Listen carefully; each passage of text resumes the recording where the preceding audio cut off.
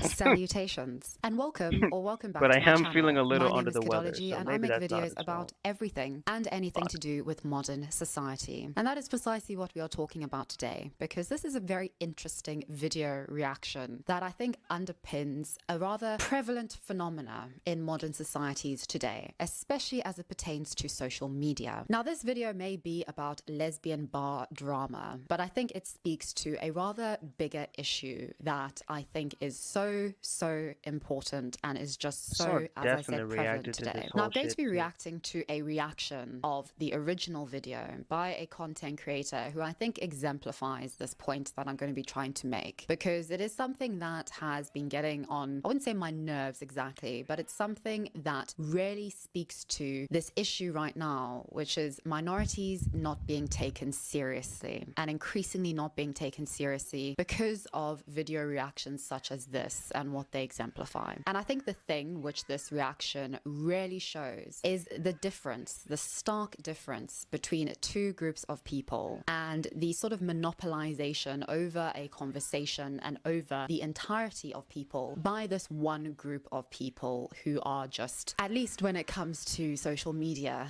everywhere. In our world of the oppression Olympics, there are, in my mind, two groups of people. The first being actual minorities, and the second group being people who cosplay their minority status. This isn't to say that the cosplayers aren't minorities. It's just to say that they have essentially created either a brand or an aesthetic around their minority status, which they actually don't live by, mainly because not all minorities are equal insofar as Kind of like a certain streamer that we were talking about earlier. Just saying. being minorities. There Kind are of. particular Not quite. minorities who are more privileged than other minorities, and no minority is exactly the same, comes from the same background or the same circumstances, has the same experiences, etc. What I see online is that people who cosplay their minority status get a lot more attention and are a lot more successful than actual minorities. And I think this is for quite obvious Again, kind reasons. of like a Firstly, certain their streamer we minority were cosplay talking about earlier. Holy shit. It's funny how all the videos that I watch like connect, it's like, playing is yeah. often very aestheticized, it looks good, and it gets them brownie points from the group and from their subscribers and their viewers. Being a minority is seen as something hip or cool and trendy. You can create a whole style, an entire brand around being a minority. And for that reason, people essentially want to be you or they want to emulate you. Why I call it cosplaying is because these people aren't in fact living the realities of being a minority. And this leads me to the queer Kiwi and this sort of content which I think really exemplifies this very point, this very difference between actual minorities and those who like to cosplay their minority status. And this particular video reaction exemplifies this point perfectly for me. In this video, the queer Kiwi reacts to a recent TikTok drama revolving around a lesbian bar. And this is said video which went viral on TikTok and which has resulted in a plethora of responses from different individuals all across the internet. Friday night, I went to my first lesbian bar. I was about to go home early, but then my friend who's a lesbian came over to the bar at the restaurant we were at and said, I'm gonna go to this bar, do you wanna come? And I was like, absolutely, why not? We got there and I was having so much fun. Everyone was so nice. The music was all like Renee rap and I was living my best life. Until one of our guy friends wanted to meet up with us and he comes into the bar for quite literally 2 minutes. Literally wanted to come in, say hello and leave. Girl approaches him pretty soon after he walks in and goes, what are you doing here? To be honest, I was a little taken aback because as a straight Oh woman wait, I in a shouldn't gay be bar showing and that. also a straight woman who goes to a male gay Oops. bar, I've never felt like I that need to be before very careful with or that. been approached like that. The girl goes on to say, like, I've been coming to this bar for 10 years and blah, blah, blah. Basically, like, my friend didn't belong there. Now I get it. It's a gay bar for women, But the amount of very obviously flamboyantly gay men that were in that bar that were not being approached and yelled at was wild. And I'm just curious, your thoughts on this, because I was like, I looked at her and I was nice until I wasn't. But the way she spoke to us, like as a group, and I looked at her and I was like, he is with us, he's good. Like, she was not having it. She did not want him in that bar at all, and I get it. But like, there's no rules against that. unless there are and I didn't see Alright. them. But we left soon after because we had already been there for a while and he just literally came to say hello. But I'm just curious, like, are straight males not allowed to go to a lesbian bar? I'm genuinely curious. Like I said, this was my first time going to a legit lesbian bar. So please, enlighten me. I guess, like, he's probably never going to go back there again because it really wasn't worth the drama. But I just feel it was a little dramatic. So this woman had I would say, a rather negative experience at a lesbian bar, actually a queer bar. If you go onto the website of the Cubby Hole, it is actually very clear that this is a place that is open to all people. Cubby Hole aims to maintain a safe space for all. No bigotry, racism, transphobia, or discrimination of any kind will be tolerated. We rely on all of our patrons to uphold a safe space for all. Staff members are where do I get available the to senzu assist beans if then? ever necessary. So by my interpretation, not allowing discrimination senzu of bean. any kind means not discriminating against a straight, white, cisgender man who comes into your bar and isn't causing anybody any harm, which this man wasn't by all accounts. Now, what I found most interesting was their queer Kiwis' response to this. And this, for me, is why so much support for the LGBTQ plus community is really waning. And I think it's waning for good reason when it comes to this kind of cosplaying of one's minority status. He's probably never going to go back there again because it really wasn't worth the drama. But I just feel it was a little dramatic. The entitlement that, like, drips off of this video is astounding. Honestly, it's quite impressive, the level of entitlement that exists in this video. It's absolutely absurd to me that she doesn't understand, like, the problem here and is confused by the confrontation that happened. And the upset that it caused. Now, this is one problem that I find with these minority cosplayers. I find it really an issue that when somebody asks a very honest question, a very vulnerable question in some cases, such as, for instance, about transgenderism or about identifying as non-binary, for instance, because these things are very complicated and very difficult, there is this assumption that you are somehow either being purposely stupid or that you are entitled for asking a question. Because this woman was actually just asking a question, because in her experience, and I would say in the experiences that I've had going to gay bars, there really hasn't been this sort of rhetoric that straight people aren't allowed. Even if we take sexuality out of the conversation, even if we removed that and we're just like, this is a woman's space, because, you know, she is a woman, so she should be able to understand that at least, right? You don't invite men into that space because it is a sanctuary away from men. That is not a space for men to be. Yeah? And especially cis-het men. Like, she mentioned that there were some, like, flamboyant gay men that were there, and, like, why isn't that a problem? The reason that isn't so much of a problem is, one, if they were invited by, like, their sapphic friend, then they are allowed to be there, just as you, as a straight woman, are. You know, I'm never gonna be able to get over the fact that there are so many people who fit within, like, marginalized or minority groups that, like, unironically, like, they unironically, like, encourage, because what is literally being described here in a way is segregation. Like, I don't, like, yeah, I don't even think it's kind of describing segregation. I think that's literally what it is, if we're being honest. Like, again, it's kind of like that one college campus that was like, oh, we want to make black people feel safe on our college campus, so we're gonna have classes and uh like campus like on campus like dorm rooms that are only for people of color. And it's like, what the fuck? You're literally doing segregation, but, like, in reverse. What are you doing? Well, not even in reverse, because the thing is, my theory is that even if you have, well, I don't want to say even if you have the best intentions, because it's always cringe no matter what, but, like, even if your intentions are not bad, if you separate, like, the minority group from the other group, my theory is that in the end, it's always going to have a bad outcome for the minority group. So you probably just shouldn't do that. Uh, and yet here we are. I don't know. It's especially funny when you think about it, considering the fact that like obviously minority like minorities, we do tend to sort of insist on entering like other spaces, and it's really and like being like, oh, we have the right to be here, but then we also turn around and be like, yeah, but we should also be allowed to have spaces that are just for us.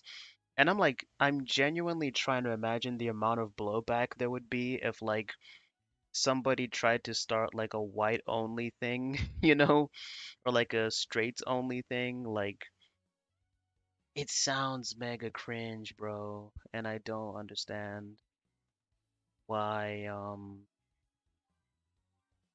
why it's suddenly become acceptable from the other side. I mean, I know a lot of people be like, "Oh, it's just protecting yourself. Oh, it's just defending yourself." So, in this society where we're like victimized and marginalized, we have to do this to protect ourselves. But personally, I think it's counterproductive, and yeah, I, I also think it's extremely cringe. Are So, allowed to be there. They aren't going to be going and like hitting uh, on women and making women uncomfortable. They are there with their sapphic friend because they are both queer. They are in a queer space together and respecting that they are a guest in that queer space. also, is it just me or is this like is it just me or is this like a little bit how you say biphobic? Because how do you know that all the gay men that are at the lesbian club are not going to hit on women? What if some of them are bisexual? Oh, or are bisexual men also not allowed at the lesbian club because their bisexuality makes it so that they may or may not also end up hitting on hitting on the women. So the only men that are allowed there are like the ones who are like 100% gay, right? Okay, this is a real issue that I see at the moment, which is interesting because this is sort of the exact same thing which allegedly the queer community and allegedly minorities have been trying to fight against. And that is profiling people based on their appearance and how they look physically. Profiling and being judged on how you look and your appearance is literally the bane of existence for minorities. If this is something that we are meant to be trying to eradicate, why is it okay for you to judge somebody on how they look? I, for instance, look like a very vanilla, straight individual. I'm not. And so am I not allowed into particular spaces because I don't look quote unquote queer enough? I mean, this idea that there are You not have to dye your hair flamboyantly blue. dressed and very feminine looking straight Dye your men hair. is absurd to me. This idea that this man who was confronted before anybody even knew his sexuality was assumed to be straight because of how he looked and his mannerisms, I suppose, is also absurd to me. And this is what makes me realize that cosplaying minorities don't actually care about equity. They don't actually care about egalitarianism. They don't want a particular group of people to have power. Instead, they want to have power. They don't actually want anything meaningful to change. They just want an exchange of the baton from somebody else's hands to their hands. Oh I my will God, say I'm so glad that someone else said it because it's so unironically true. And the thing is, I was actually thinking about this because this reminds me of this story that I'm writing for my comic book where, there's like themes of racism and segregation and oppression and whatever. And like one of the things that the characters, especially the protagonist, has to like sort of come to the realization is just because people are fighting the same fight as you doesn't necessarily mean that their end goal is the same.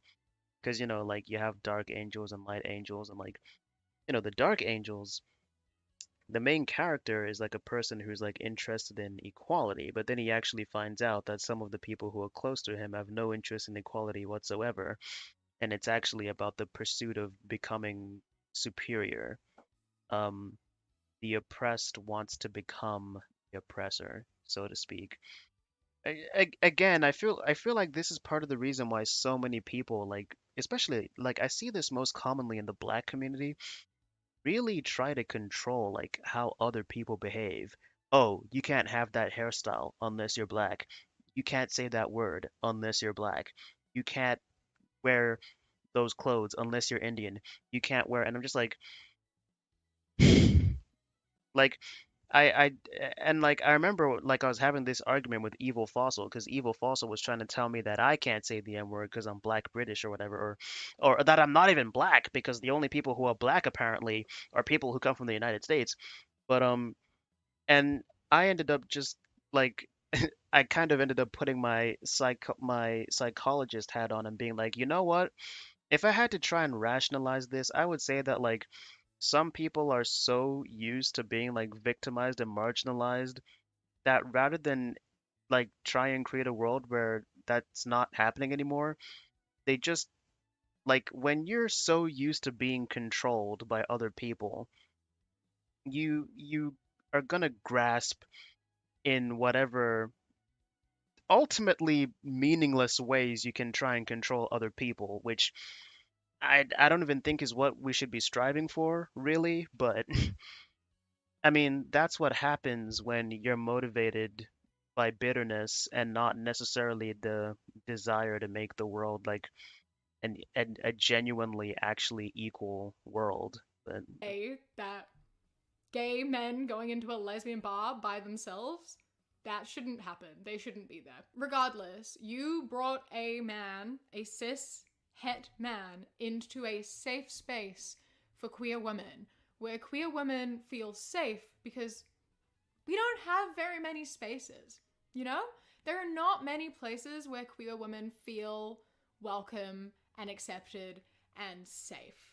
And so inviting a cis het man into one of those spaces is going to cause people to be a little bit on edge and a little bit uncomfortable because a lot of cis het men really like to go into these queer women spaces and take it upon themselves to hit on women and make women uncomfortable, and it really ruins the entire thing for everyone that it was created for. I'm so sorry to break this to anybody, but bars and clubs are not safe spaces. They're just not. Bars and clubs are places where people go because they are thirsty, because they want to get intoxicated in order to forget about how terrible their lives are or to have a good time. They're places where people lol. go to hook up with strangers, and they're places where people go to engage in casual sexual encounters with people. If you are going to go into those spaces, you need to be prepared for that. In short, at a lesbian-only bar, the fantasy of this safe space, the sacred space where women can feel quote unquote safe, a lesbian can be just as predatory and just as harassing as any straight white man can. If you are going to a bar or you are going clubbing with the expectation that you are entering a safe space, you will soon realize that when you go to these spaces, safety is not the key thing. Having a good time via intoxication and, in some cases, drugs and psychedelics is really the objective. And this leads to another reason, which I don't see people talking about that much because it really doesn't feed into the narrative that lesbian spaces like clubs and bars are closing down or are so infrequent. But one second, just before we get into all that, I would like to give a huge thank you to today's video sponsor, Rocket Money. As we all know, the cost of living is affecting young and old people the modern world over.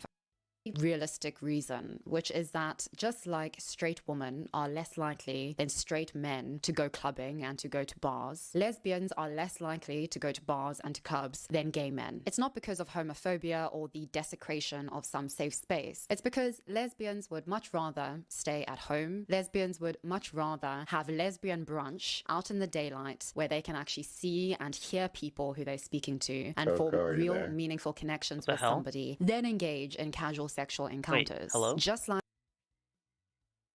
Wait, can you hear me? Why does this keep happening? Wait, hello? Hello? Can you hear me? Yeah, I hear you. Dude, Are you streaming? you scared the shit out of me. Holy shit. My heart is pounding.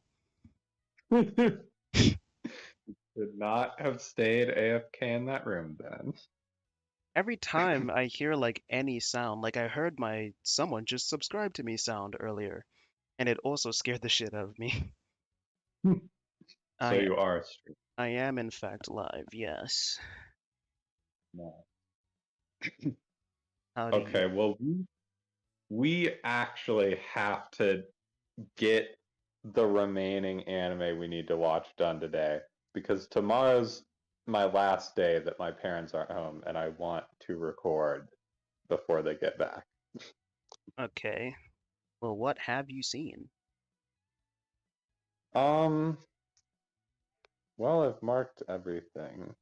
Let me check the document.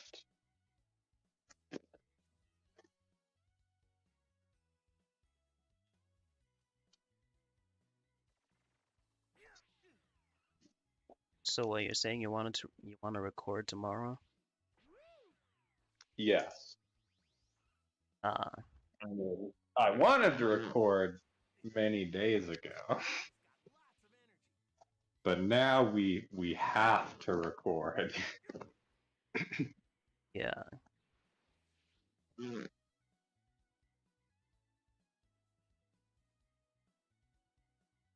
What was I supposed to be doing? Oh, right. Mission. Watching and Yes. I mean, I could totally turn off my YouTube stream and just move to Kick and watch some anime right now.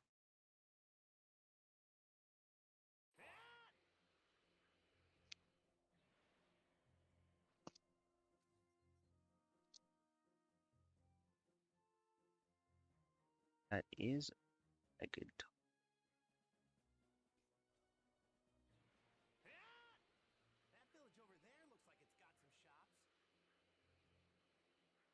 I mean, you said you had like 2 shows left you needed to watch, right? Yes.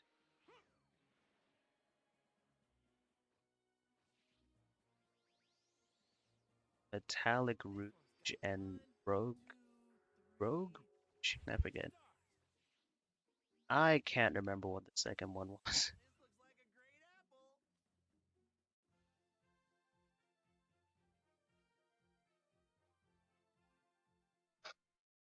Yeah, I don't know. You have your name on a lot of shows. Yeah. Personally, I need to watch whatever you're about to watch, and then also Monsters. Yeah. That. That was I guess that's it. definitely a thing. Hmm. What, you're not gonna watch Gushing Over Magical Girls? Oh, right. Yeah, that's the other one. Hmm. Yeah. You're not looking forward to watching Gushing Over Magical Girls? No. Lol.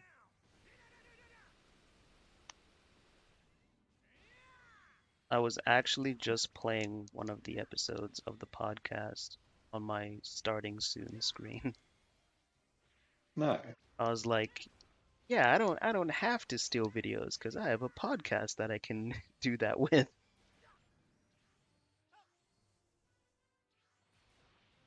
So take that. What's her name? I forgot what her name is.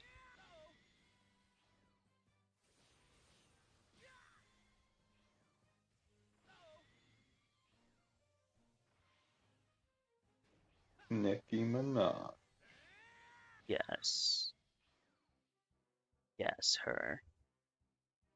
Like a straight woman would rather engage in meaningful She connections and streams meaningful and sexual steals encounters than content. casual sexual encounters and hookups. And this is why gay clubs and gay bars are so much more successful and are so much more prevalent in today's age of greater acceptance of LGBTQ plus people than are lesbian bars and lesbian clubs, because they don't turn over the same kind of profit, because they don't attract the same kind of loyal, eager audience of people who are going to come there looking for casual sexual encounters like men do. And this is what feeds into that argument what that I'm lesbian watching right spaces now. and lesbian communities are gentrified by, firstly, queer men, that is by I'm gay stealing men, her and then content by while I'm straight streaming. people who No, I'm follow kidding. the I've gay men actually into added those some spaces. commentary.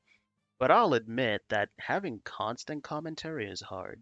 Because it's cool and hip and it's a new Oh, thing and trendy and all that. When lesbian lady. bars don't turn over a profit, they expand Kidology. their demographic of Yes. interests, which Yeah, mainly includes she's queer like one people. of So the gay men come ones in, that and then gay men the bring all of DGGers like, but I don't think she's actually like part of the orbit, right? Well, I mean, I started watching her way before she interacted with Destiny because she was one of many. Well, I don't even know if she is conservative, but there was a time where YouTube was just like recommending me a bunch of like black female conservative content creators. Like it was her, some other person called like something Xena, but not the Xena that's in the Discord, not that Xena, and Gothics Yeah. and whatever. Um, but the reason why a lot of Destiny fans keep up with her now is because she actually has been on Destiny's stream, like I think like twice, but that was a long time ago. And that was during the drama where she was calling herself an incel, and a lot of people were like, you seem like a fairly attractive woman. The idea that you're like an incel is one that's pretty difficult to grasp. But then she was saying, well, I'm not necessarily talking about having a difficult time acquiring sex. I'm talking about having a difficult time finding like an actually satisfying relationship to be in. No, I actually remember that she did a video and it had like a clickbait title. It's like why I'm an incel. But then the actual video was just her like talking about her unrequited love or whatever. hmm It But wasn't actually. recently she realized, wait a minute, I'm actually a lesbian. Uh, so she's just sort of been, I guess, navigating that. And the video that I'm watching right now is her criticizing people who like sort of try to gatekeep like lesbian bars and clubs and stuff. Or like and will like make assumptions of whether or not people really fit into that environment based on how they look. You know, like performative queerness. Like, oh yeah, Yeah. I'm gonna fucking dye my hair blue. Fucking and if you don't do that shit, that means you're probably not gay. That kind of shit. True. That kind of gatekeeping. He was talking about how she, if someone were to look at her, they probably wouldn't assume that she's a lesbian. And she finds it really annoying that because of that, she probably wouldn't be welcomed in those spaces. So, yeah, Really? She gives me lesbian vibes. maybe. I don't know. I don't even know what it means to look like a lesbian. Except for that stupid fucking side cut. But their anyway. straight friends, and straight people come in, and that's how these bars and these clubs are able to run, by being fully inclusive of all people. Basically, if lesbians were into casual sex in as much as gay men are into casual sex, then this wouldn't even be a conversation, and there would be lesbian only bars, lesbian only spaces that would be able to turn over a profit. Unfortunately, that is just not the case. And so this idea that there are sacred places for lesbians only, that there are bars that are lesbians only, is a fantasy for the vast majority of bars and clubs that are directed and aimed at lesbian-only demographics. Sorry, editing me here. I just want to make this point even clearer by giving another example, which is a very interesting example that has recently come to the attention of the internet. And that is the opening of a lesbian-only, and that is a biological lesbian, cis lesbian-only bar that is opening in London later this year. This bar is being opened by feminist campaigner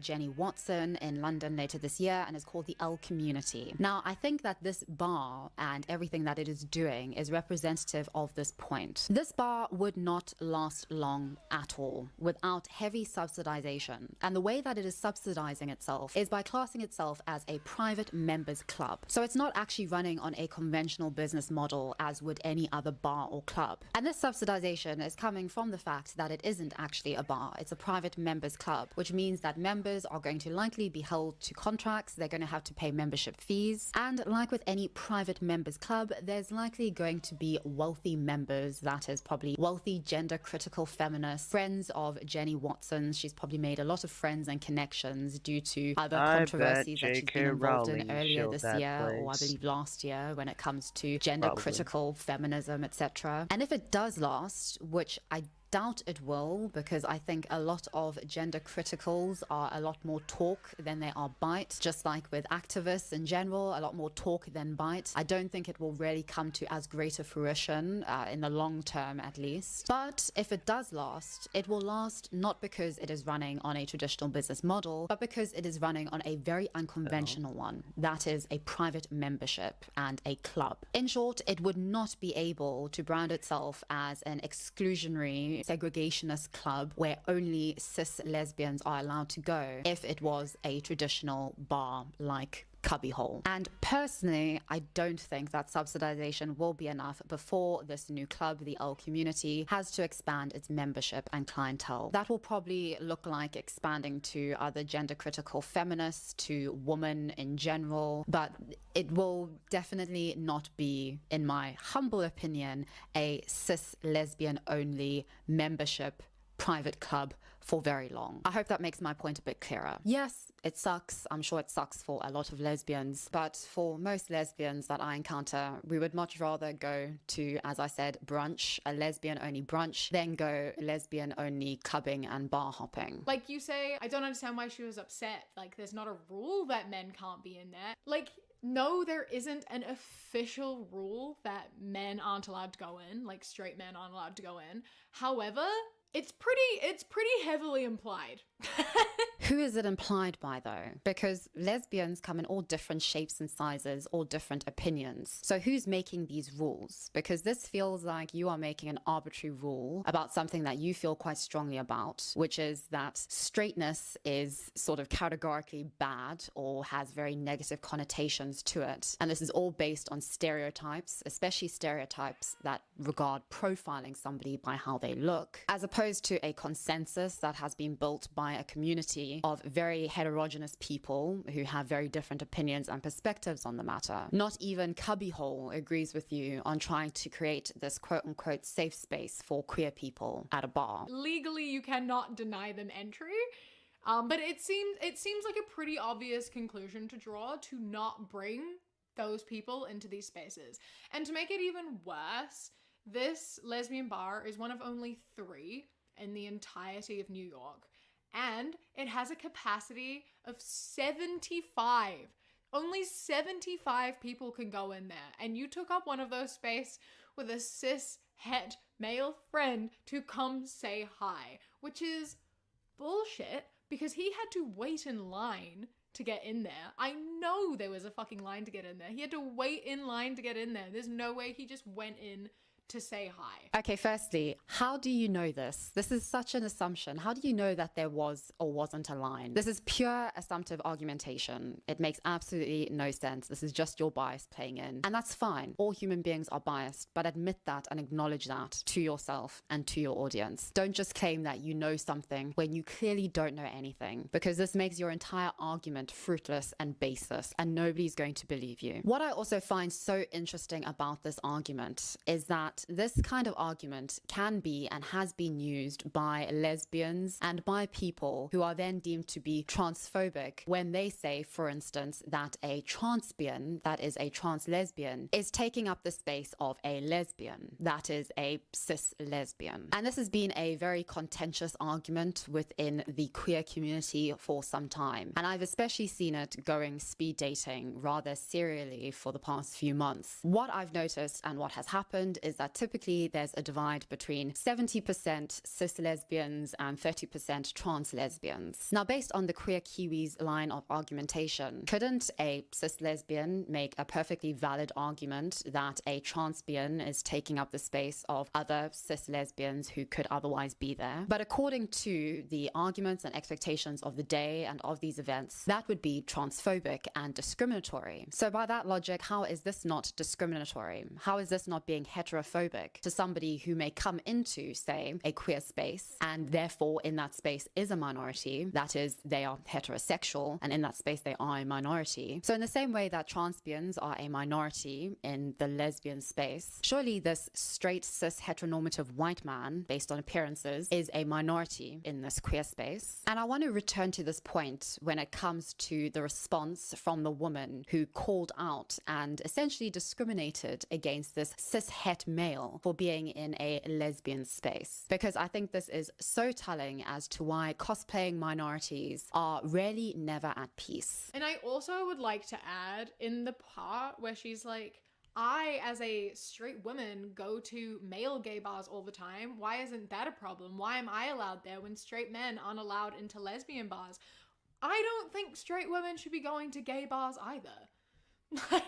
And this is where I know that you are cosplaying your minority status, because unlike actual minorities, you are able to abstract yourself from reality without any consequence or any meaningful ramifications to your being or to yourself or to your minority status. And that is because you don't have to engage meaningfully or impactfully with that reality. It doesn't actually impact you. You saying that you don't think that straight women should be allowed in lesbian-only bars either is a pure abstraction from the reality that these bars rely on the patronage of all people in order to just stay afloat. For the reasons that I said before about the difference between how men and women go out at night. Men are also more She just misunderstood what she just said. Didn't she just say that straight women shouldn't be going to gay male bars?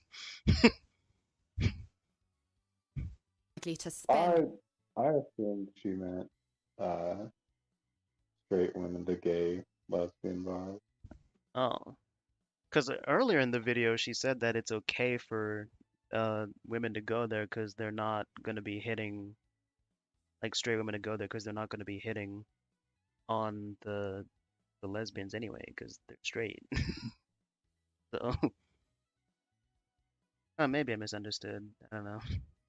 More money on drinks and at bars than women are. The reality is that these lesbian-only safe spaces are, above everything else, not social justice institutions and safe spaces. They are businesses working and functioning within a free market where they have to make a profit in order to stay afloat. That is the reality, and that is the priority above all of this branding. Cubbyhole, like all bars, especially queer bars, have this very good branding of being safe spaces, of being places where they prioritize the safety of the people who patronize them. Shit. But above all else, and It's above actually all of almost this time to get branding off. and all of this gloss, they I don't are like to go for ultimately more than- businesses I don't like to go that for are more than trying 4 to make hours. money. And like it or not, to might make money, get off a they have little to early appeal today. to a wider demographic of people than lesbians. That is just the way Feeling- that it is. I'm a part of many I have to stay meetup up and watch lesbian-only groups, and I will tell you that 90% of the events that are organized, that are arranged, are non-club and non-bar related. Lesbians like to go on hikes, they like brunch, they like game nights, they like movie nights, and they like going to the theater. And most of the events What? that are arranged at bars and at clubs, that is the 10%.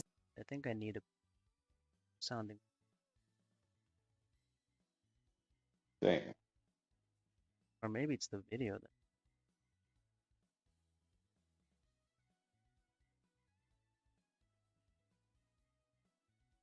I feel like it's it's like, I don't know. It seems pretty reasonable to me to exclude straight men because they're like, if the point of the bar is that it's a lesbian bar, it's like you're taking up space that, like, if I go to a bar and I'm like, oh, I don't drink, sorry. Well, Why am I even at the bar? people do that though. Because you can go to a bar for just recreational purposes that aren't necessarily drinking. They have Yeah. food at bars.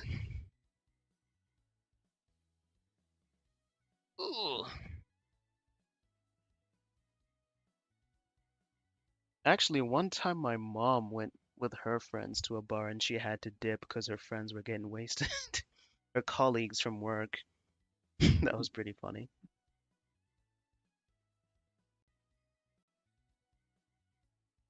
I think the point that she's making though is that if you're allowed to decide that some groups just aren't allowed to come to your club, exactly how far are you going to take it? Like, are you going to accept if some people do just be like, okay, well, we are going to just start a cis only lesbian bar, no trans lesbians allowed?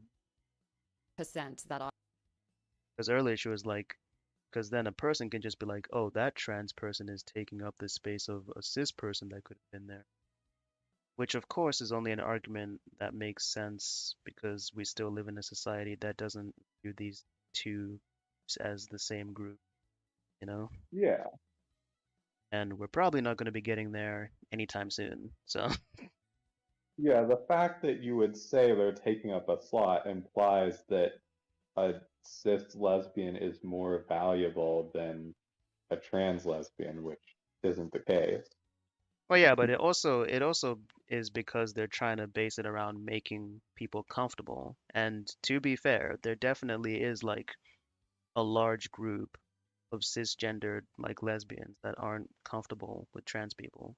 Because that was my first assumption is that like if you have like a lesbians only bar, there's a pretty good chance you're probably doing it so that people have a space to be comfortable not around like men. And if your whole point is that you're trying to make a group that people feel comfortable in, then I mean, even if you think it's coming from like a shitty attitude, would you accept like a person being like, okay, well, I'm not comfortable with like trans people coming here, so I'm gonna start my own cis only lesbian bar.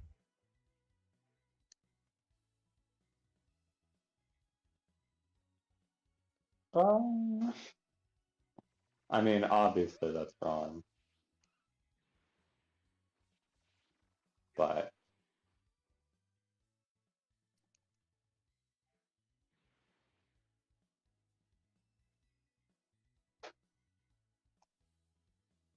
I mean, I well guess ranged the at bar. difference is just that there's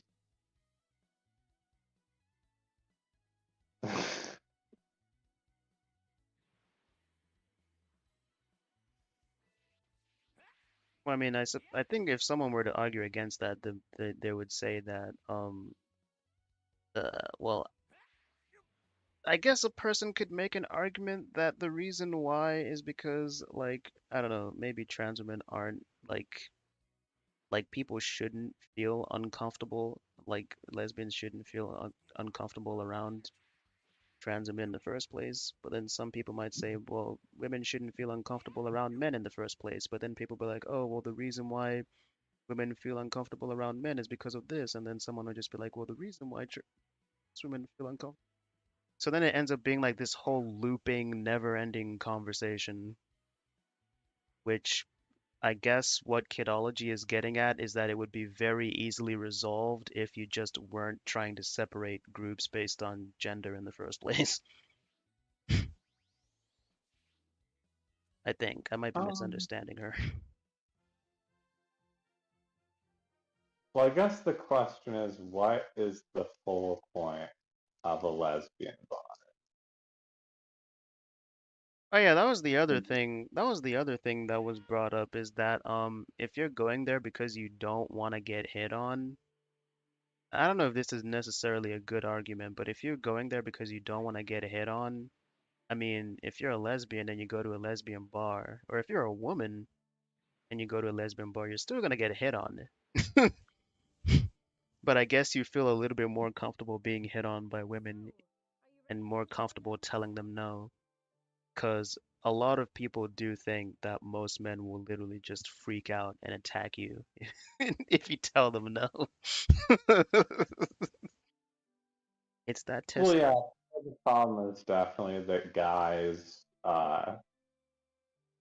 something about the male gender just makes a lot of guys absolutely suck.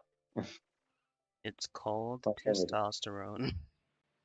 No, it's not testosterone. Wrong. It is a cultural thing.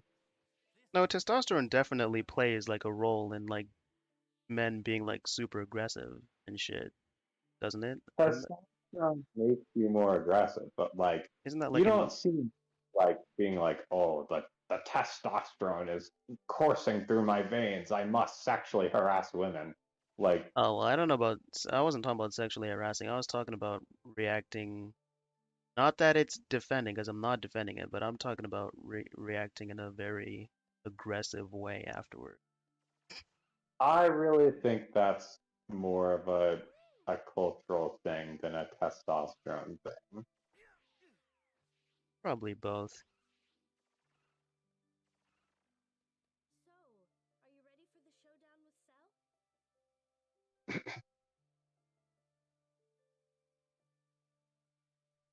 But I think in that scenario, wouldn't you just remove the guys who are being problematic and keep the guys who aren't being problematic? Seems kind of shitty to like judge the whole gender based on the behavior of some guys, right? Just to be Yeah. I don't know. Well, Like yeah, part of this whole that is just why. conversation just gets really weird because I feel like the point that we're getting at is that it's kind of weird that like in some cases it actually is okay to like judge an entire group of people and then be like, okay, we're gonna exclude you because your group of people is for doing this thing. But then like in some cases it's like not allowed. Like again, I feel like it would be very weird, like if all of it like the example that I mentioned earlier before you came in is that it's very strange to me that there actually is, I don't know if it's still a thing, but I remember seeing a news article where they just like unironically were like, yeah, we're gonna have black only classes and dorm rooms on this campus. And I was like, what the fuck? You're literally doing the segregation thing. How is this at all acceptable? It's weird. And I feel like we would all rightfully shit on that if we saw like a campus do that but with white people. Like, oh yeah, we're gonna have fucking white only class or whatever. Well, I mean, this once again goes back to the whole is white isn't even a real race conversation. Like, white is just a blanket category for meant for the purposes of exclusion. But like, if I had an Italian only dorm, I don't think most people would be upset by it. They'd be like, "Oh, it's the Italians, it's their culture." I don't know, but do you think that they should be though? What? Do you think that people should be upset at that though? At the black only dorm? No, the Italian one. Oh, no, I'm saying they wouldn't be upset by it, and I don't think they necessarily should be upset by it. Mm, I don't know. Now, I think, like, obviously, like, making it into a hard rule is where it gets kind of iffy. Mm-hmm. Like, if, like, someone tries to come into the Italian dorm and they're like, no blacks allowed, that'd be fucking weird. But, But like, what if it was like a white American?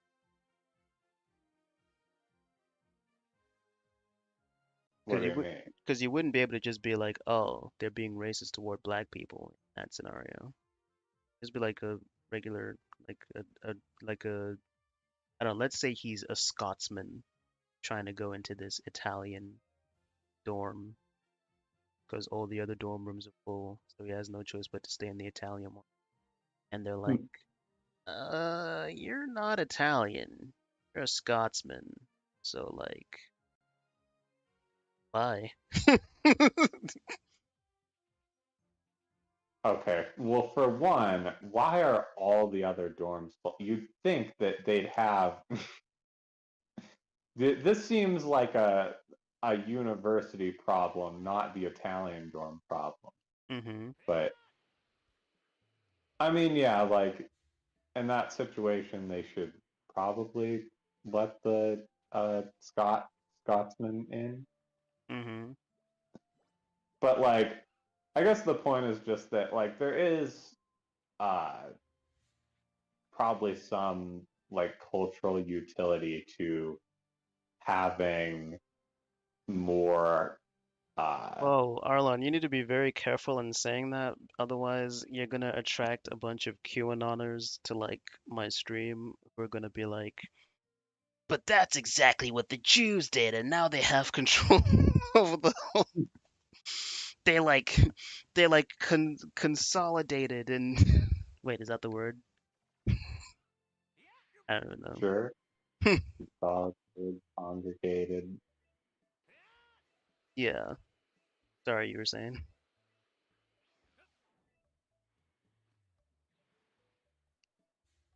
Uh, but I think there's nothing wrong with like Chinatown. You know, it's No one's actually gonna. funny because there's a Chinatown in Liverpool here in England. Well, there's probably one in London too. I wouldn't be surprised. And I actually do wonder if like uh non-Chinese people are allowed to move there. I'm assuming they are because I feel like if you weren't, they'd just be like, hold on, this violates like discriminatory or laws or whatever, right? Yeah, probably. I went It's there. just a matter. I went there Like, with my mom, and yeah, I think I unrelated, but I hyped the place up in my mind a little bit because it wasn't at all what I was expecting it to be. It was literally just one road.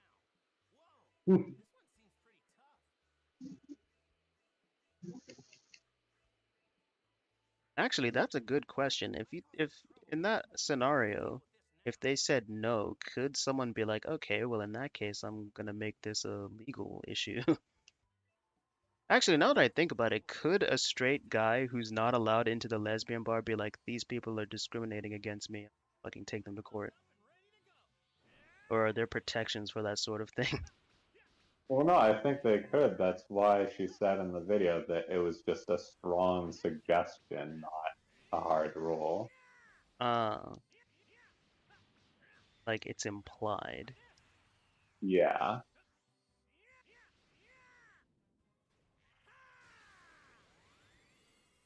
I mean, I understand the reasons why people would make well, not necessarily a lesbian bar, but like a woman bar in general. It's kind of like in Japan with the female-only carriages on trains. Like, I definitely get why those exist, because Japan has a serious problem with what do you call it? Sexual assault and groping and shit. Yeah. But generally speaking, I could be like, it is kind of shady to be like, uh, because your gender is known to do this thing, you are not allowed to be here. I'm just trying to imagine if someone was like, well, actually, I'm not American. I don't know what the British statistic is, but I'm just trying to imagine if someone was like, well, you see, because 1850, you're you're not allowed to come into this store because I don't know if you're gonna rob me or not.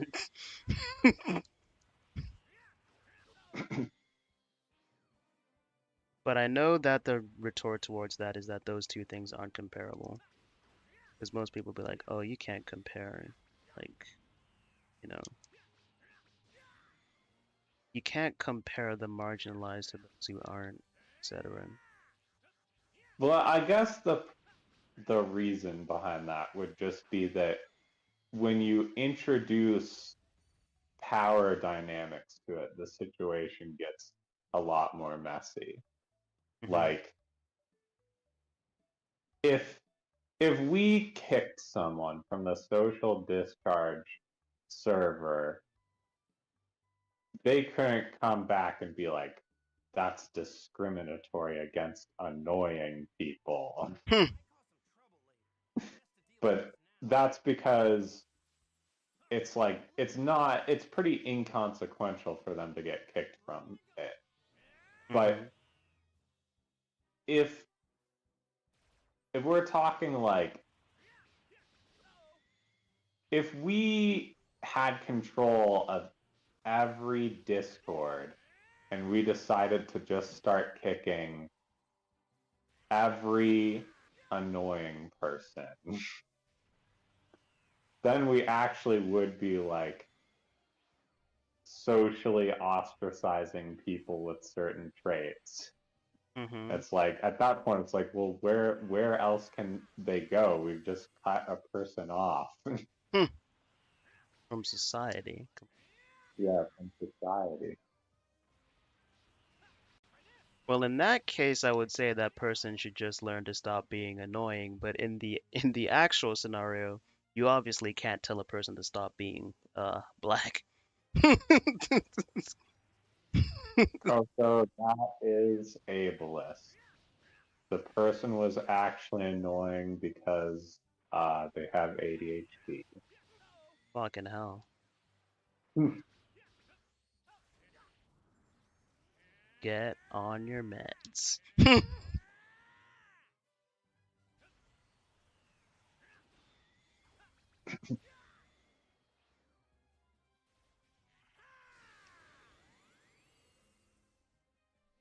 Oh crap. Bars and clubs are typically either in just normal bars and clubs where everybody goes, or a room is rented out for the lesbian only event, or they are inclusive of everybody. That is, of queer men, of queer women, of straight people, whatever. Because they know that that is how they're going to make money for these events. Straight people, you have all of the bars. All of the bars are your bars. Can you leave ours alone to us, please? The amount of straight women that go into gay bars to feel safe away from straight men is quite astounding. There's quite a lot of them who do that and then will get like upset when they are hit on by queer women. And even if that's not you, even if you just Oh, I go did misunderstand what to she a was gay saying. bar just to feel safer away from straight men, now straight men have like caught on to that and know that straight women go there to escape being hit on by straight men. So now gay bars are overrun by straight people who just are privileged enough to be able to take up all of the spaces. And this is why I say that you cannot make bars and clubs safe spaces. They're not safe spaces. Like, they're just not. And humans don't function on the basis of what is the most politically correct thing to do. When you go out at night, you're thinking about how fun of a night you can have. You're not thinking about being politically correct. You're not thinking about social justice. You're just thinking about getting wasted and hopefully hooking up with somebody. And that's why so few lesbians go out. That's why I'd rather go to lesbian brunch than go lesbian clubbing. Please just leave us something. All of the bars, all of the clubs, they belong to you already. Why do you need to come and take our stuff off of us? You have all of them. And if you feel unsafe there and it's like not enjoyable, I'm really sorry. Like, that sucks, but that doesn't really give you the right to come into our safe spaces and make our safe spaces feel unsafe. And again, this is an abstraction from reality. All the bars don't belong to straight people. The few bars that are there for queer people don't belong to queer people. These bars and clubs belong to the owners of these bars and clubs. They're businesses. They're not social justice entities. I just really don't understand how, like, you I feel like as that was a Kidology's woman autism have coming come in for a into like second. this safe woman's space and felt the need to invite a man into it when you are already the guest in this space. So forgive me, if a straight woman doesn't like going to straight bars because her friends may be all queer, for instance, they may all be lesbians, and so she goes with them to a queer bar. If straight women go to queer bars because they just prefer the music or they prefer the drinks, I would say that based on my experience of clubbing recently, I found that the queer bars have far more interesting and vivacious drinks and options, and a far more interesting clientele, as well as a far more interesting and welcoming staff and bar staff. So I can understand why so many straight people go there, especially when all of these queer bars advertise themselves as being open and welcoming to everybody, including straight people who are included in that umbrella of everybody. Said straight woman shouldn't go there because she feels safer there, because she enjoys it more, because she likes the drinks or the ambiance, because her friends are there, because, well, tough luck for you. You're straight. That's your sexuality, your sexual orientation, which you can't choose. But now you're being discriminated against because of that. This regrettably makes no sense whatsoever. Now, what I found most telling and most interesting about this was the response video made by the woman who approached this straight man at the bar. Now, based on how the queer Kiwi responded and based on how TikTok responded, I assumed that the straight man was probably doing something untoward, such as trying to rizz up or flirt with queer woman who had rejected his advances, and he just wasn't getting the message, or he wasn't taking no for an answer, or he was just being a right nuisance. No, in fact, absolutely none of this. So let's take a look at what happened according to the woman who called him out for being there. What are you doing here? To be honest, I was a little taken aback because as a straight woman, So that video is actually about me. I'm that lesbian, so I just wanted to provide some context on what happened from my perspective. So I was at Cubbyhole, been going to this bar for 8 years since I moved to New York. I actually met my wife there. I was waiting in the bathroom line, minding my own business, and there was a dude standing in front of the bathroom. I tapped him on his shoulder. I was like, excuse me, you know, you're kind of in the way, whatever. I was not trying to start conflict, anything like that. He turns around. He seemed a little bit grumpy. I love how, according to her, he seemed a little grumpy. He may have been grumpy, sure, but what does that even mean? Did he like just look at you funny because you tapped him on the shoulder? I think anybody who gets tapped on the shoulder by a stranger and is told that they're in the way or that they've done something wrong when they're just standing there is going to probably look at you a bit funny, or is just going to give you a look, obviously, because, you know, you're trying to get their attention by touching them. So what does seem a little grumpy mean? I'm not getting any information from that. But what I am getting is that when he looked at you, you decided to go in and say, are you even here with anybody? He turns around. He seemed a little bit grumpy. So I was like, okay, dude, are you even here with anyone? Like, what are you doing in this bar? You, in the words of sort of modern lingo about this, microaggressively responded to him looking at you because you Why tried does to grab shit always go down in JSTLK when I'm not in there? I could be farming right his now. attention. And your Fuck. microaggression came in the form of questioning why he was there. That is, whether Fuck he was you there with guys. somebody. Based on how he Hey. looked, which according to you, I guess he didn't look queer enough. I guess he didn't look flamboyant enough. He didn't look gay enough. He just looked too vanilla. And so that justifies you asking him about his business, which has nothing to do with you. And this is another thing that I find very, very telling and very annoying. And he points to his friend, a girl who seems pretty queer to me. Not the girl who made that other video. And she's like, he's with me.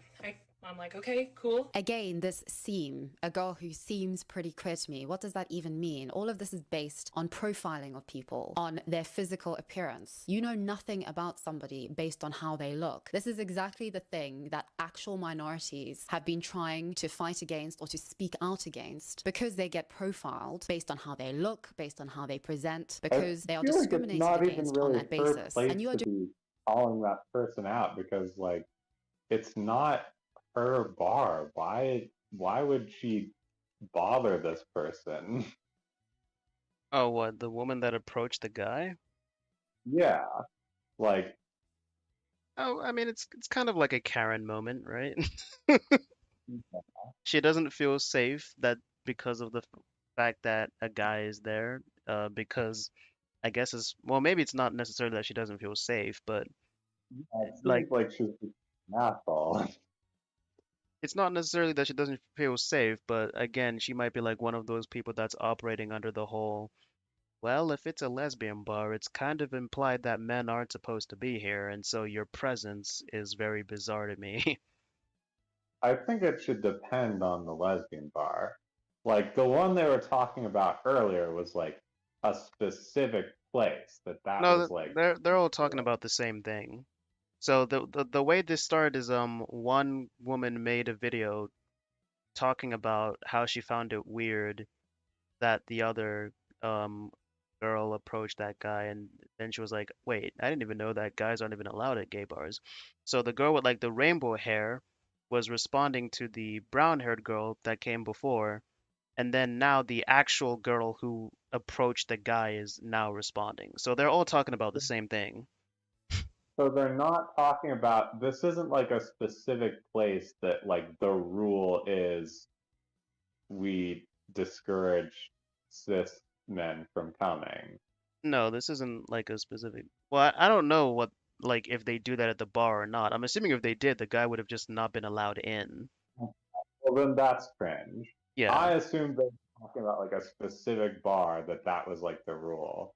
no. So they're all talking about, but yeah, they're all talking about the same scenario. Um, so she just did that. Yeah, no, that's cringe. Hmm.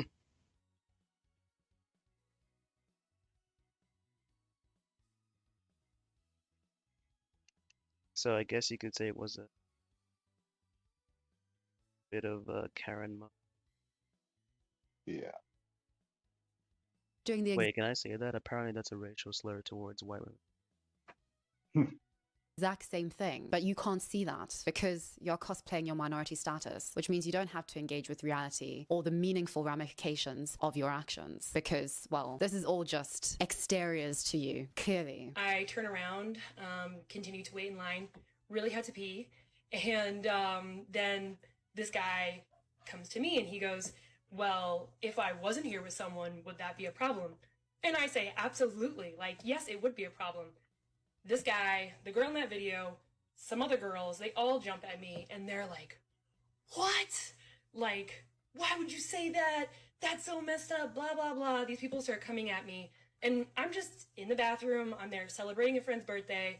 I want literally nothing to do with straight people, which is why I'm in cubbyhole in the first place. Again, I like to just mention the safe space rules and regulations of Cubbyhole on their website for everybody to see because he was being discriminated against because of how he looked. And, you know, I'm just like, Oh, hey, right. I actually forgot about that. It's actually mentioned that even though they call themselves a lesbian bar, they do have on their thing that they do not discriminate to anyone, which basically implies that anyone's welcome there. So I actually forgot about that. She read like the thing on their website earlier in the video.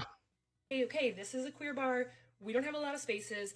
I've been coming to this bar for a long time. It's a special place for me. It's also a safe place for me.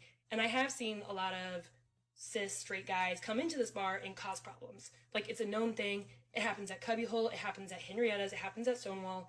There are straight dudes that come into these bars specifically because they're trying to pick up girls. And this is so interesting. This is the point that I wanted to get back to. This assumption that people place onto other people because of how they look. And that is when you just stereotype people because they look a certain way. And so you assume preemptively, without any evidence, without any justification beyond your stereotype, that they are going to behave in a certain way and are going to do a certain thing. This is why in the UK, black men get profiled by the police on the street when they're just walking and doing their business because of stereotypes and preemptively judging people based on how they look. This kind of response would have made sense to me if this guy had been standing at the bar trying to chat up lesbians who were rebuffing his advances and saying, no, we are not interested. This response would have been perfectly adequate in my opinion. But this man was just standing waiting to go to the bathroom or waiting for his friend who'd gone to the bathroom. He wasn't doing anything. He wasn't talking to anybody. He wasn't disrupting anybody. You purposefully disrupted, as Gen Z like to say, your peace by making his business, which was none of your business, your business. And this is something that I've seen at speed dating events when cis lesbians decide to make the business of transbians doing nothing except trying to just have a good time and meet new people and make friends and maybe get a match with somebody, their business. They make it their business when it needn't be their business. Why are you going to worry about that 30% of transbians who you're not even interested in the Oh. first place when you could be enjoying the company, actually, enjoying no, the hold fun on. times with the Never mind. 70% of cis lesbians who are there. And this is an example of picking your battles, something which cosplaying minorities just do not understand. Actual minorities pick their battles. Transbians,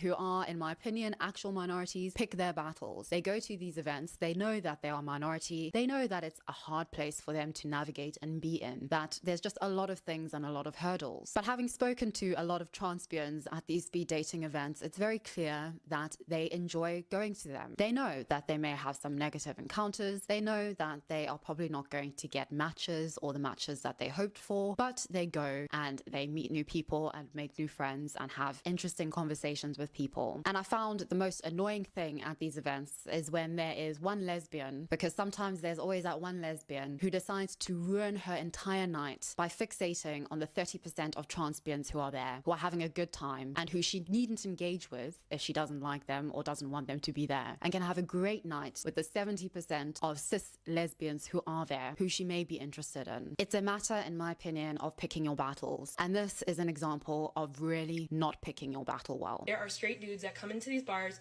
specifically because they're trying to pick up girls. So I wasn't trying to instigate anything. I was just trying to, like, hey, safety check.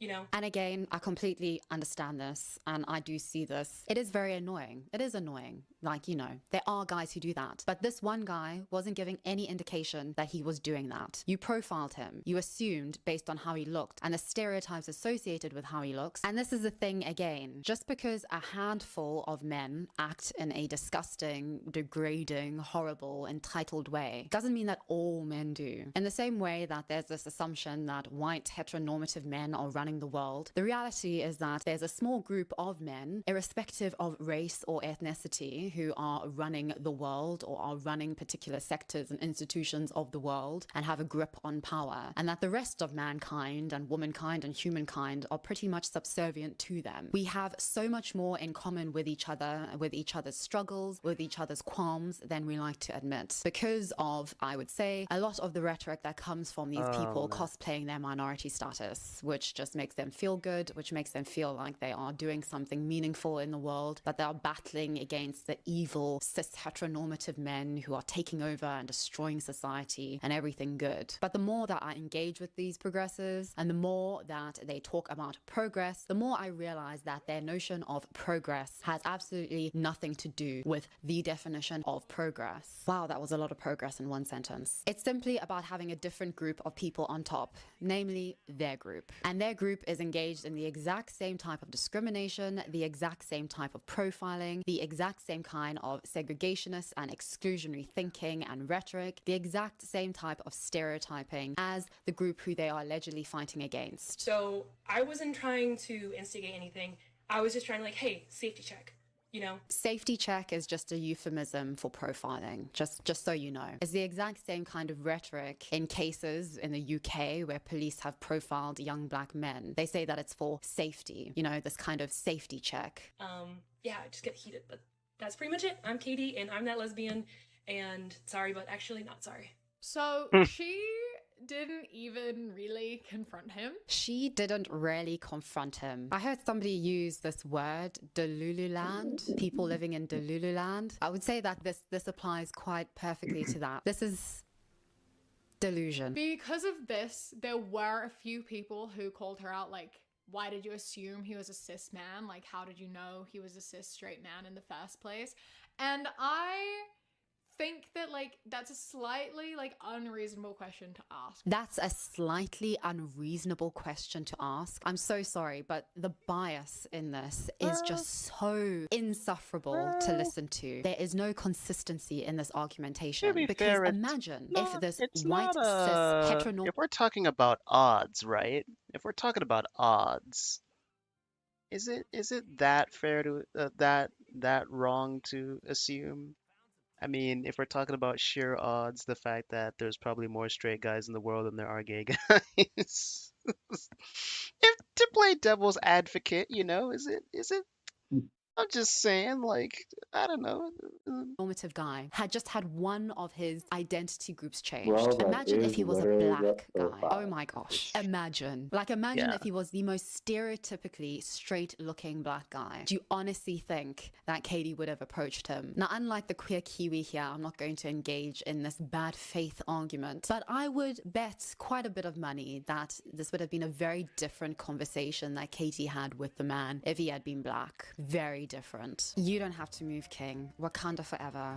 I'll just pee on the ground like your ancestors had to. I understand that trans men Easy. are allowed in, like, lesbian spaces and, like, queer women spaces because, you know, they also suffer from a lot of gender discrimination and might not feel safe in other spaces. That's interesting as well. That is so interesting. How would you know that this man wasn't a trans man, a transbian who just hadn't transitioned yet? How do you know this? And this is one of the issues with making places inclusive, I think. Because inclusivity without any boundaries, without any repercussions, without any consensual conversation with the patronage of a place, with the community, creates issues like this. It creates issues like this where it just becomes very clear that human beings are not as inclusive as we like to pretend to be. And cosplaying minorities are the demographic of people who like to pretend that they are 100% inclusive, but then they're not. And they can't possibly be, because that's just impossible for human beings. But at the same time, you can't have a conversation with them about it because they don't want to engage with it, and they don't need to engage with it. They don't need to engage with the realities of the consequences of being fully inclusive, because, well, conveniently you can just blame everything on white men and end of. But I still think that asking a man that you see in that space, like, why are you here, is completely valid. And I think that trans men who understand why women may feel afraid I and actually uncomfortable think with a that man there Kidology might be would making an understand assumption, that because I and be don't think sympathetic to the that race of the guy was stated at any point. and not But respond with aggression. So I feel like just responding maybe with No, anyway. isn't she aggression just kind of like, solidifies the fact that this is a cishet man. Wait, what? Didn't she what? isn't she just saying like this would be a lot more yikesy if he was black? No, she's saying that if the guy was black, that they would, like, she's implying that they're SJWs basically. Like, she's implying that if the guy was black, she wouldn't have even, like, the girl that approached the guy at Oh, the you're bar. saying that's like a big assumption to make on her Yeah, part. like, I mean, if I'm being honest, the guy probably was white, but I'm just saying we don't know that for sure. All we Yeah. know is that it was a guy, so. So I feel like just responding with aggression kind of solidifies the fact that this is a cishet man.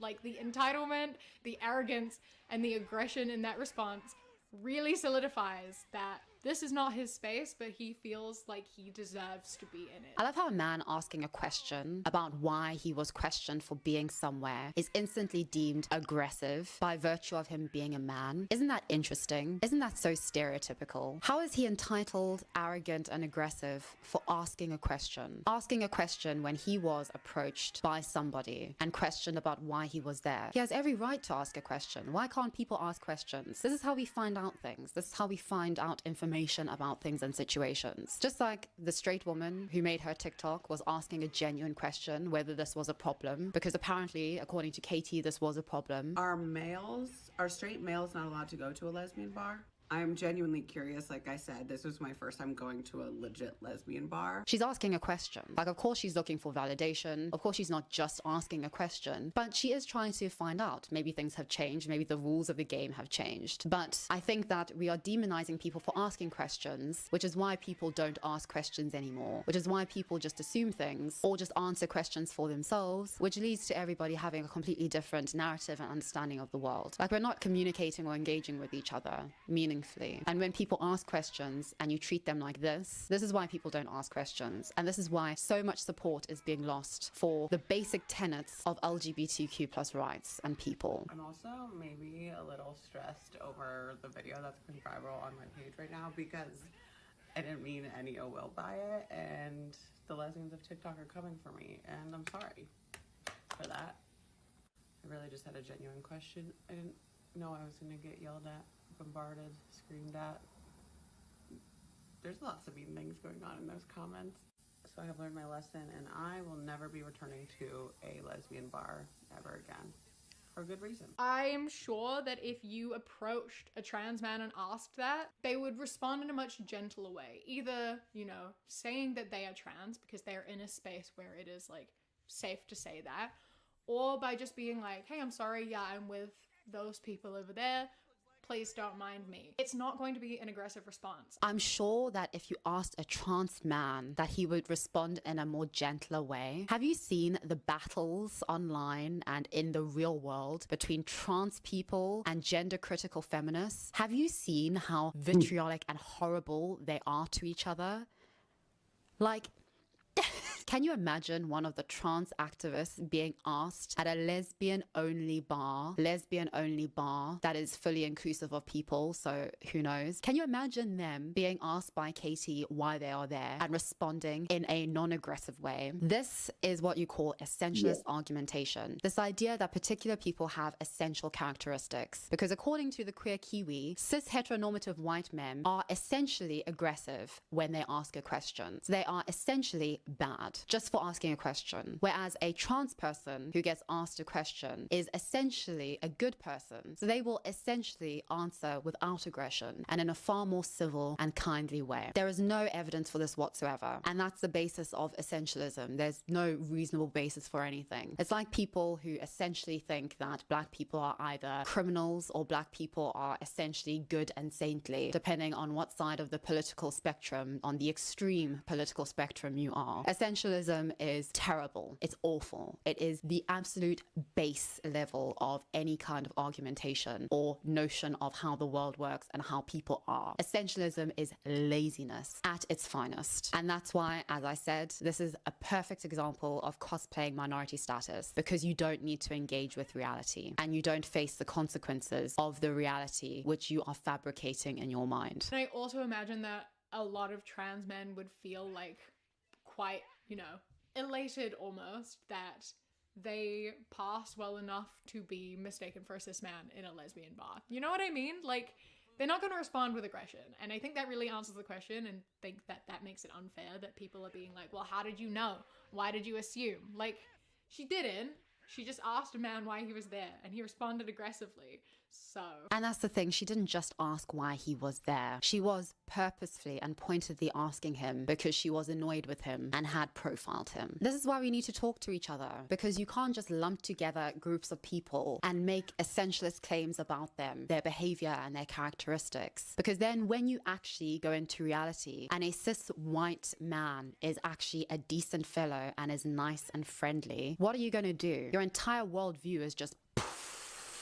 This is why you need to treat people like individuals. This is why you need to treat every individual that you encounter in the world like an individual. Because if you don't, you assume things about whole groups of people that are just not true. And this is why we don't get anywhere in our current cultural arguments and our current culture wars. Because everybody is in these identitarian groups that make assumptions about everybody else, that have essentialist claims and characteristics attributed to particular groups. And we don't get anywhere. We really don't. Because that is not how people actually are. Everybody's different. And the sooner we realize that, the closer we get to realizing the alleged progressive, good, all-inclusive, homogenous world that allegedly we all want. Like, surely the fact that straight people feel welcome in queer spaces and queer people increasingly feel welcome in straight spaces is a good thing. But according to the logic of the queer Kiwi, this is not a good thing. We should not be celebrating this. We should not be happy that a straight man feels that he's able to be friends with a lesbian and a straight woman, because God forbid in this world, apparently men and women can't actually be friends. I mean, shouldn't we be celebrating this? That there are queer women who like a straight man and have invited them into their space, into their group, and that they're having a good time together? Isn't this a point for celebration? Isn't this what inclusivity and acceptance is about? But no, apparently this is a terrible thing. Regardless of whether a cishet man is invited in by a queer friend or not, doesn't really matter. I don't think he should be there, and I think that queer women shouldn't be inviting their cishet male friends into these spaces. This is you disrupting your peace for no reason, except because there's just always something to complain about. Something that actual minorities who actually experience the realities of being minorities don't complain about, because they live in reality. As a straight person, you can go literally anywhere. You can go anywhere. You can go to any bar. Especially as a cishet man. You can go to any bar and feel safe. And yet, you stood in that line surrounded by queer non-cis men, right? You stood in that line around all those people and waited to get in, and you never once thought, like, maybe this is a bad idea. Maybe I shouldn't be here. Maybe these people behind me deserve to go into this bar. more than I do. The assumptions. Anyway, I'd love to hear your thoughts on this, especially this idea of people cosplaying their minority status, because this is something that I see everywhere. And it is just such a prevalent thing at the moment. It's sort of this almost glamorization of being a minority and complaining about every little thing and making it everybody's issue and acting incredibly entitled to things that most minorities just accept that reality just is not a reality of our making. We're all essentially playing a game. Most minorities accept that they're playing a game that they're not in control of, but they can make the best out of that game and they can still enjoy playing the game. Whereas these cosplayers tend to believe that they are in charge of the game, and if they're not in charge of the game, that they should be in charge of the game, and they make it everybody else's business that they should be in charge of the game, if that metaphor makes any sense. But anyway, let me know what you think. I would be fascinated to hear your opinion on this situation. Thoughts and prayers to everybody in this situation, especially to the poor guy who just wanted to hang out with his friends at an all-inclusive bar. Thank you so much to Rocket Money for sponsoring today's video, and I'll see all of you very, very soon in the next one.